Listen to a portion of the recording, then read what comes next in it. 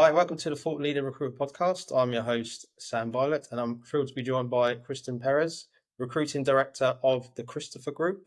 Kristen, welcome to the show. Thank you. Thanks for having me. Great to have you here. So let's start with you. What's your background and what led you into the recruitment industry? Well, I started off actually working in retail throughout college, and I didn't really know what I was going to do. I think a lot of people fall into recruiting. For me, I knew I didn't want to work in retail, but I thought about what I'd done as a retail store manager, and mostly I was recruiting. Lots of turnover in retail. So I started targeting roles that had recruiter in the title, and I got a job as a recruiting director for my very first professional role in Houston, Texas, about 19 years ago. So yeah, it was retail first, then recruitment. Yep. Excellent. So what's one big misconception businesses have about working with recruiters? Definitely that we are all the same. Yeah. There's a lot of variety in recruiters, whether it's the personality or the process. A lot of times companies have their first experience working with contingent recruiters versus retained recruiters, and having both worked both models, I would say that the experience is going to be vastly different between the two. Once companies go with a retained recruiter, they usually don't want to go back. Yeah, yeah, for sure. And right now, how competitive is the hiring market? Well, I can probably speak to the HR field best since that's the niche that I focus in. I will say this is a great time to build out your talent acquisition team. There's a lot of great talent acquisition professionals who are on the market. The most competitive, though, is going to be in total rewards. Almost every company has a need for total rewards. That has just been the booming field for the past probably 2 straight years. We've always got open positions for total rewards. So that's the most competitive for sure, and we aren't seeing a slowdown in that area yet. And could you explain total rewards to me? I'm not familiar with that term. Sure. So total rewards, maybe 10 years ago, it was probably called compensation and benefits. So it's anything involved with pay, any incentives for the employee. It might be wellness, it might be pet insurance, whatever it is that is part of your total rewards package as an employee. Right. Okay, that makes sense. Thanks for that. And are companies struggling more to find talent, or are candidates struggling more to find jobs? Would you say? So it definitely depends on the field, just like we just talked about with talent acquisition. If you're in talent acquisition right now, it's not a great time. But employees, if you're putting a lot of effort into your own branding, increasing your interviewing skills, and making sure that your resume is top notch, it's going to be a little bit easier for you. But I definitely do see people who've been out of work for some time, especially if they're not willing to relocate and if they're very, I'd say, generalized in their skill set versus specialists. Specialists are finding roles more easily right now.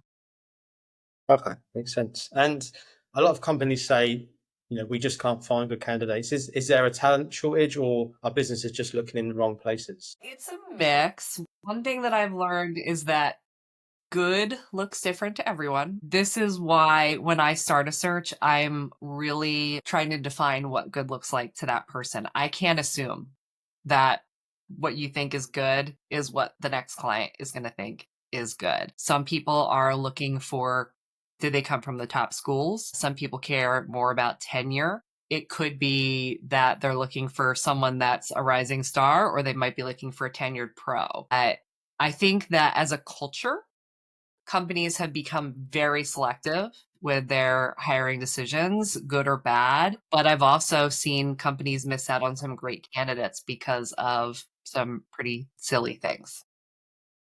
Yeah. Okay. And what do the best companies do differently when it comes to hiring and retention? Well, a couple things come to mind. When it comes to hiring, it's going to be the interview experience along with strong offers, having the right talent acquisition professionals in place to give them that positive experience. When it comes to retention, it's going to come down to long-term incentives, then also short-term incentives and growth opportunities. And growth looks different to everyone. Sometimes it's increased responsibilities, sometimes it's a new title, sometimes they just want to learn a new skill set. Yeah, yeah, makes sense. And what are some of the biggest mistakes that you see businesses make when they're trying to attract top talent?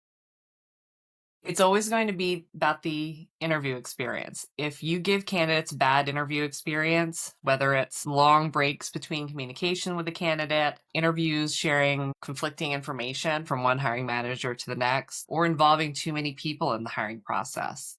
So those are memorable experiences, and people do share those experiences with their colleagues and sometimes on social media. Yeah, yeah, that's really interesting. So I haven't really thought about. Yeah, the interview process. It's very different, isn't it, as well, for all companies.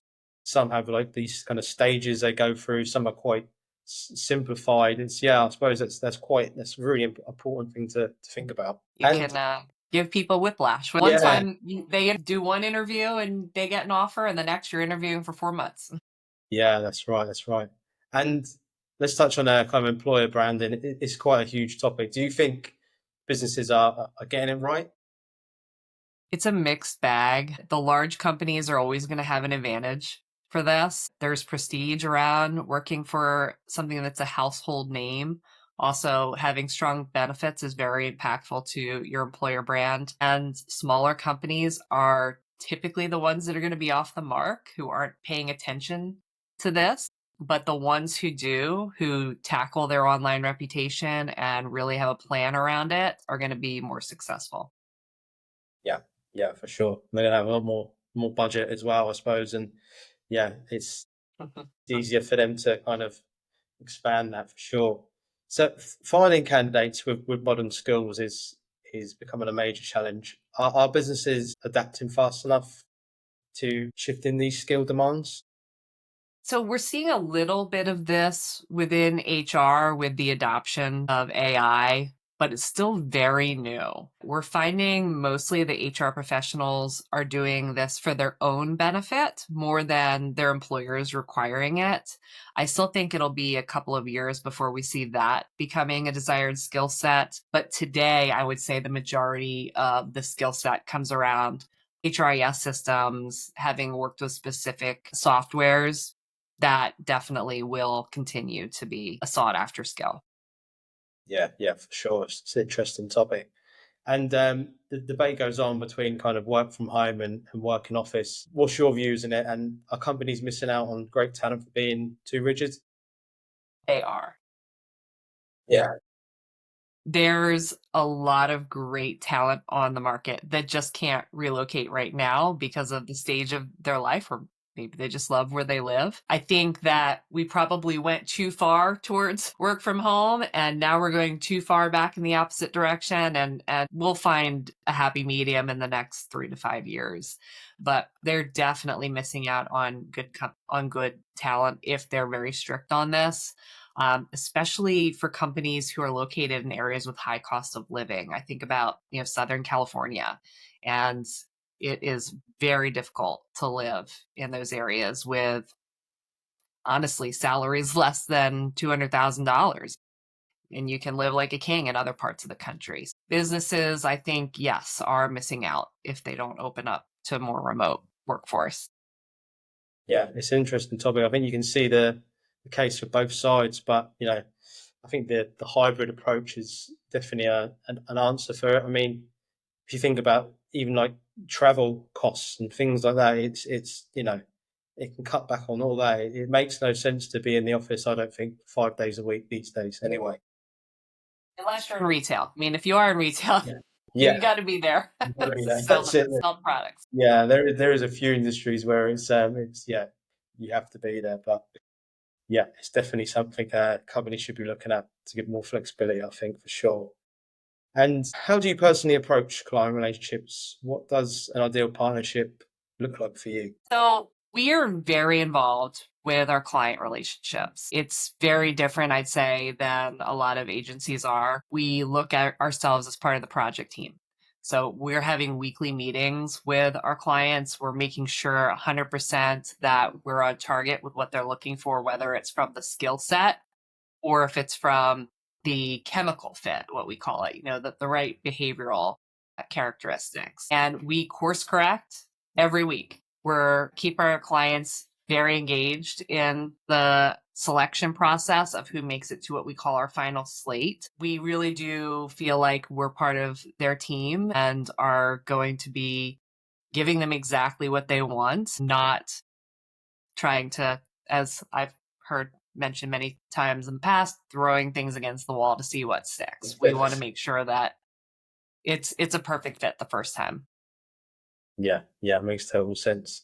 And what separates an average job seeker from a standout one? Well, you want a candidate that is responsive, but not too aggressive. Someone who can get you the answers that you're asking for, gets back to me quickly, but also the ones who are open to feedback and truly take it in. That's one thing that as I've developed personally over the years, pushed myself into is providing that feedback. I believe that feedback is a gift, and the candidates who truly receive it and take it for what it is, they're only going to do better the next time they interview. Yeah, sure. I suppose just having that right balance, isn't it, of skill set, attitude, cultural fit. It's everything all into one. All them points are really important. And if someone's struggling to land interviews, what's usually the first thing they should fix? Is it resume, networking, or is it something else? It's the resume every time. Yeah. I'm particularly passionate about resumes. I've seen really good ones, I've seen really bad ones, and even the good ones could be better. I always tell my candidates, no one should have to Google your company to learn what it is. You should spell it all out for them, and just making those little tweaks, giving the full scope of your responsibilities, that's what's going to get the call back. Yeah, CV is quite an interesting subject as well. I was involved in a debate on LinkedIn the other day about it. There's someone saying it's becoming more less important now with AI and the AI written CVs. You know, it's easy to kind of almost fake it almost. But yeah, what's your views on that? Have you seen many kind of AI generated CVs? So I have, and I've played with it myself to see what it's going to look like. And honestly, they're still not good enough. Right. If I take a resume and I put it into ChatGPT or Grok or whichever one it is, I still would improve upon it. I don't know that AI from a resume perspective has got it down. It might improve your resume 10%, but it's still missing a lot of the key content that we want to see. Yeah, I think everyone's getting very clued up with AI now, and you can kind of tell what's AI written and what's not these days. I think it's becoming quite apparent. What about LinkedIn as well? That's quite important to have a good LinkedIn profile as well, right? Yes, I love helping job seekers with their LinkedIn profiles. They don't often understand the power of it. Your LinkedIn should be as close to your resume as possible, and it should be visually appealing. A lot of times I see people that they have nothing in their cover, the header of their LinkedIn. And you should always have something. The funniest thing I've seen is when I've worked on marketing roles and they don't have their employer's logo in the top. That's going to hurt you as a job seeker for a marketing role. But there's a lot of back and forth about LinkedIn and whether or not it needs to be very robust. But honestly, I think it does need to be, and I think it needs to be very accurate as well. Yeah. Yeah, I think it's getting just as important as the TV now, isn't it? And also, I suppose it's you can check on what they've been posted and what kind of maybe person they are as well. It's a good indicator of what they're actually like. I think as a person as well. Yeah, this is true. You do Yeah, start to show yourself on social media, even on LinkedIn. yeah, that's it.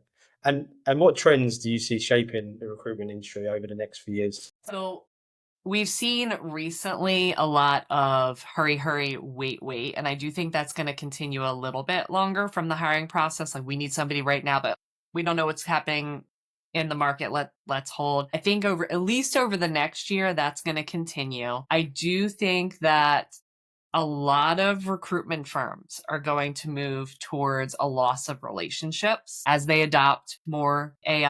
We always keep in on top of what's coming out. And I even did a demo yesterday with a company that has an AI recruiter who makes calls for you and pretends they're a real person.